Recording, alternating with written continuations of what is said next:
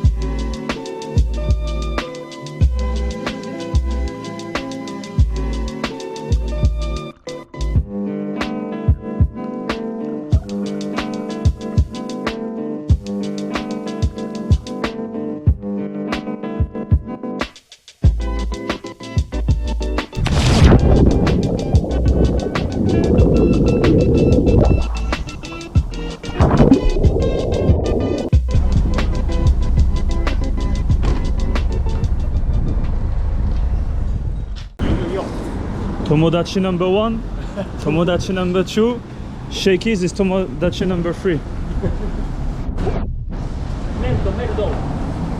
In Europe in general, even in Italy, you will have maybe like tuna on top of a pizza.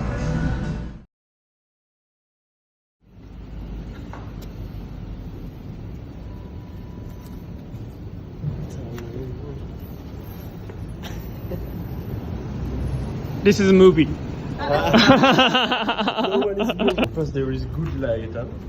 Oh la la, look at that.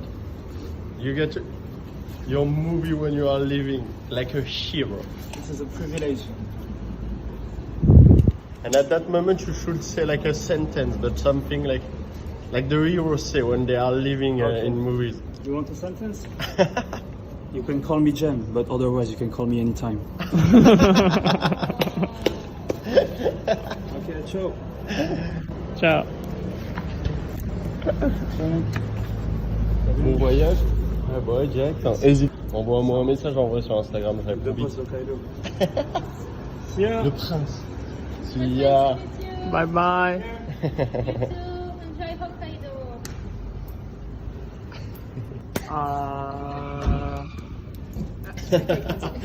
He left from Santiago. Oh. Je suis à l'aéroport d'Osaka. Je viens d'Okinawa. J'ai fait mes petits adieux. Du coup là, on est à l'aéroport et je mange un petit truc, je charge mon phone et dès que c'est bon, je pars donner ma valise et puis j'attends du coup au gate quoi. Je serai probablement sur mon PC, je vais m'occuper. Et du coup direction Hokkaido, j'ai déjà loué une chambre pour 3 nuits. Après je vais visiter la ville, je vais faire mon plan pour le road trip et puis ça devrait être bon.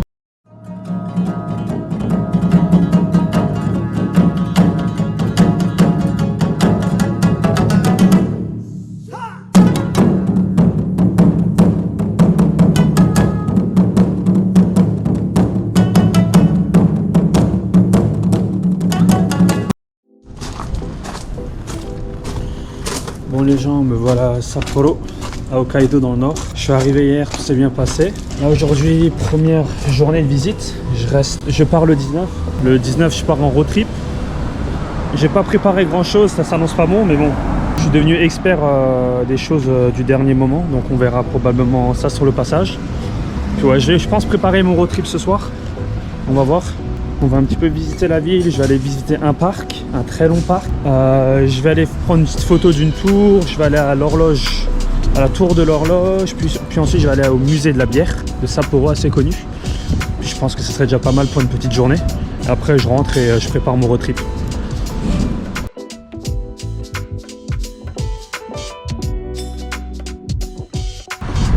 Bon, mes premières impressions, je peux pas dire grand chose, mais j'aime bien. Ça me fait penser à Fukuoka. Fukuoka, j'en avais déjà parlé, c'est très chill. Là, c'est pareil, c'est très posé, c'est vraiment calme. Et pour moi, c'est Fukuoka version nord, quoi.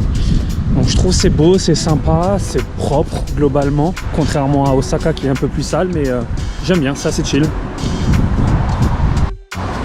Au niveau des prix, c'est pareil, c'est un petit peu moins cher.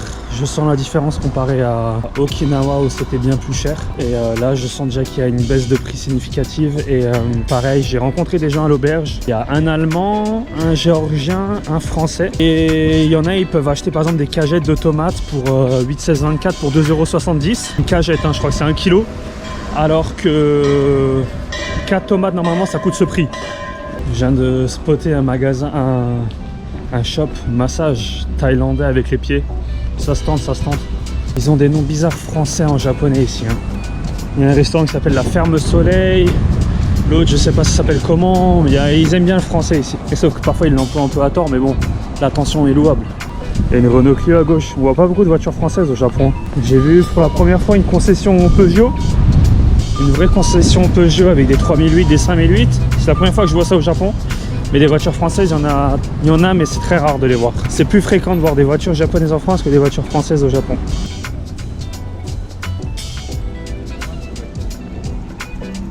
En hiver, ici, c'est magnifique. Je ne sais pas si vous voyez New York. En hiver, c'est comment? Ici, c'est pareil. Il y a de la neige partout et c'est juste ouf. Comment que c'est beau. C'est le meilleur moment pour venir, je trouve, en hiver. Ça, je crois que c'est une cour d'appel. Et là du coup c'est le début du parc ou la fin, ça dépend de quelle extrémité on commence. Mais j'ai voulu commencer par une extrémité et finir par l'autre. Au moins je peux me dire que je l'ai visité totalement. Mais ouais, du coup je disais en hiver c'est magnifique, c'est très très beau. Il y a de la neige partout. Et toute la région du nord Hokkaido elle est magnifique sous la neige, clairement. C'est un truc de ouf. Moi j'ai pas eu de la neige depuis longtemps, en Alsace ça neige pas beaucoup. Mais enfin ça dépend des zones. Mais ouais, c'est magnifique ici en hiver et franchement, limite, je suis un peu déçu de ne pas être venu à la période où il neigeait beaucoup. Mais bon, on peut pas tout avoir. Hein.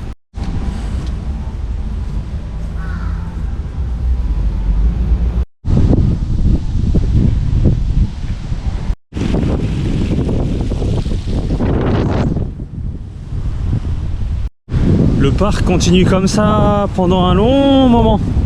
Et c'est extrêmement sympa. Je pense qu'en hiver ça doit être très beau. Mais là c'est déjà pas mal. Il y a un petit peu du vent, c'est un petit peu gris. Mais honnêtement, il fait pas chaud. Mais ni froid. Du coup moi c'est cool, ça m'arrange.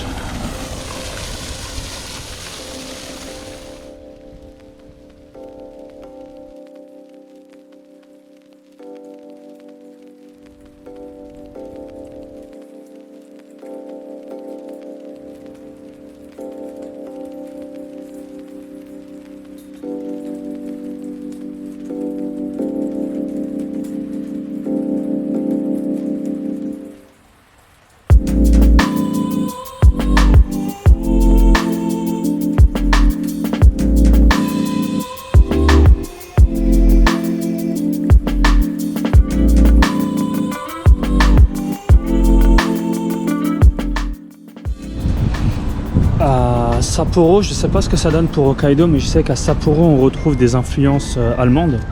Notamment cette maison, elle est super connue. On appelle The Clock Tower. Elle est d'influence allemande. Du coup, je sais pas si on peut dire d'influence haussmannienne, je pense pas. Mais elle est d'influence allemande. Et avant au parc, peut-être que vous l'avez vu dans les vidéos. Et il y a aussi 2 statues avec, je crois que c'est des Allemands dessus, et aussi des drapeaux, je crois, de l'Allemagne, mais de l'époque. Enfin, il y a un truc avec les Allemands ici, je sais pas totalement quoi, mais il s'est passé quelque chose.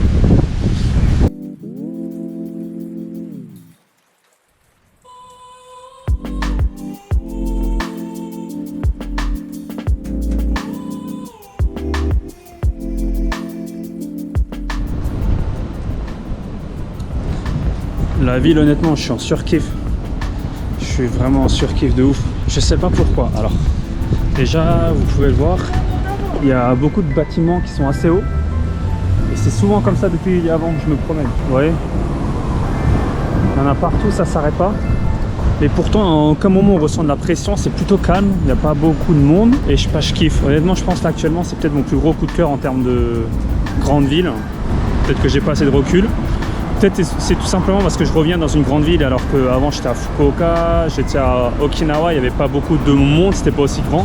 Peut-être que ça peut être une des raisons pour laquelle je kiffe autant. Mais honnêtement, c'est vraiment cool, je sais pas. J'aime bien en tout cas, sacré gros coup de cœur cette ville. Il n'y a pas beaucoup de choses à voir, mais pour habiter, je pense que c'est propre.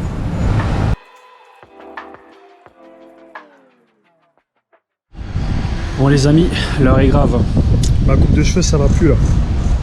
Et à l'intérieur là du magasin, j'ai vu les coupes de cheveux low cost, celle que j'ai faite la dernière fois, je sais pas si c'est la même compagnie, la même chaîne. Du coup j'allais faire couper les cheveux et cette fois-ci j'ai pris une photo d'internet. Je vais leur montrer celle-ci, on va voir si ça marche. Mais là ça va plus les cheveux. Du coup c'est parti, go se faire couper les cheveux et après je vais au musée de la bière. Bon, pour ma dernière coupe au Japon, je pense pas qu'on voit, mais en gros j'ai montré à peu près ça. Un mec qui a un petit dégradé. Et du coup il m'a fait ça. Je sais pas ce que ça donne, moi j'ai regardé, c'est pas dégueu, c'est déjà mieux que la dernière fois. Je trouve ça rend pas mal. C'est déjà mieux que la dernière fois, moi j'ai jeté un petit coup d'œil rapidos. Je regarderai ce soir les détails, mais ça va, ça me plaît. Après comme dit, je vais pas chipoter, hein. C'est les coiffeurs à 10 balles au Japon. C'est normalement le slogan même de l'enseigne, c'est votre coupe en 10 minutes. Le problème c'est que moi je lui montre un truc un peu plus élaboré et les japonais ils vont dans le plus simple. Ce qui fait que je suis venu, il y a un client qui a attendu 5 minutes, moi j'étais déjà en train de passer et il a fini avant moi. Et le mec il a à peine fini 5 minutes après le client qui était venu après moi. Mais non, ça va. Du coup maintenant direction la bière, là-bas vous pouvez voir la petite tour. Et il y a un petit peu de vent là, ça se rafraîchit mais ça va encore. Nous voilà au musée de la bière Sapporo. C'est une marque très connue de bière au Japon. Et là c'est le musée, je crois qu'il est gratuit et on peut payer en plus pour avoir une dégustation de bière. Mais honnêtement je suis pas très chaud, donc on verra bien.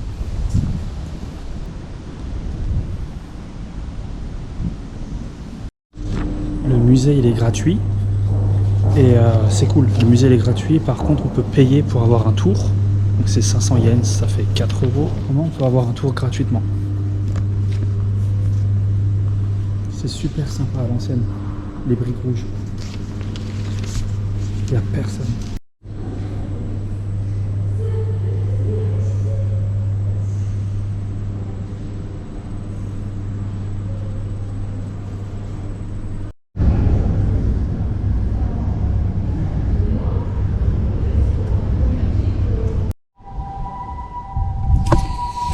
C'était super sympa. Le musée il est très court, franchement c'est juste le 3e étage et peut-être le... non, je crois que c'est juste le 3e étage, enfin 3e et 2e pardon, 3e et 2e. La plupart, si vous voulez, en fait vous comprenez quand même ce qui se passe parce que il y a les... en fait le gros du gros c'est écrit en anglais. Mais le reste, les détails, c'est en japonais, donc c'est un peu compliqué. Mais c'est quand même gratuit, ça vaut le coup d'y aller. Et vous pouvez goûter des bières à la fin. Ça, par contre, il faut payer, mais c'est beaucoup moins cher, du coup, si vous prenez là-bas. Moi, j'ai payé dans les 8, 16, 24, 2,80 pour une bière qui essaye, en fait, c'est une bière, en fait, qui revient aux sources, entre guillemets. Ils essayent d'imiter le goût de leur bière en 1897, parce qu'entre-temps, la recette, elle a changé. Celle-là, en fait, elle revient aux sources. Elle était plutôt pas mal. Je m'y connais pas trop en bière, mais celle-là, je l'ai plutôt bien appréciée. Le cadre est super sympa, comme vous avez pu le voir. Et puis voilà.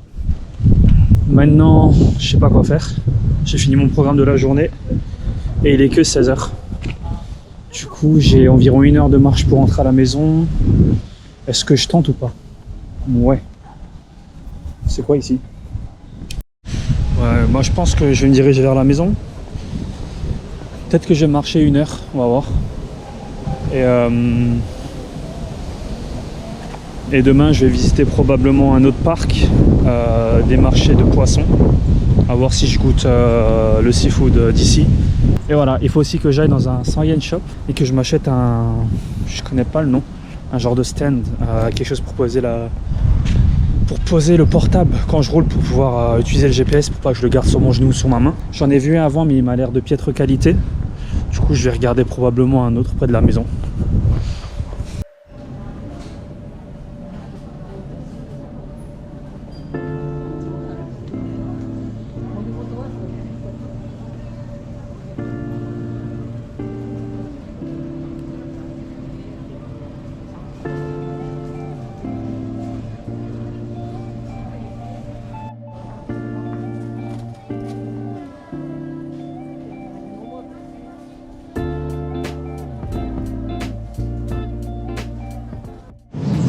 Bon, ça c'est la station de train de Sapporo.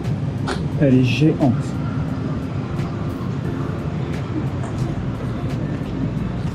Et j'étais venu pour aller dans un magasin tout à 1 euro pour acheter un stand pour la voiture. Le problème c'est que le magasin il est tellement gros, ben je l'ai pas trouvé. J'ai passé une demi-heure dedans, j'ai littéralement rien trouvé. Je sais pas il est où, mais il est trop grand le magasin. C'est impossible d'aller là où on veut. C'est trop grand pour moi, je suis dépassé. Du coup j'ai passé 30 minutes à le chercher, je l'ai pas trouvé. Du coup je vais tenter un autre et si je le trouve pas, ben je tenterai demain au pire, hein. C'est pas grave. C'est important mais je peux pas faire grand chose, je peux pas aller contre le destin.